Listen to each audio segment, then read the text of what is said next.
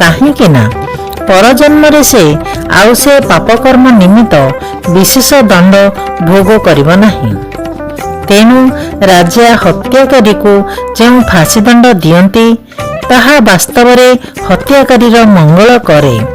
ଠିକ୍ ସେହିପରି ଯେତେବେଳେ କୃଷ୍ଣ ଅର୍ଜୁନକୁ ଯୁଦ୍ଧ କରିବାକୁ କହୁଛନ୍ତି ସେତେବେଳେ ଏହା ବୁଝିବାକୁ ହେବ ଯେ ପରମ ମଙ୍ଗଳ ହିଂସାଚରଣ ପରମ ମଙ୍ଗଳ ବିଧାନ ନିମିତ୍ତ କରାଯାଉଅଛି ଏବଂ ସେଇଥିପାଇଁ ଅର୍ଜୁନ ତାଙ୍କ ଆଦେଶ ମାନିବା ଉଚିତ।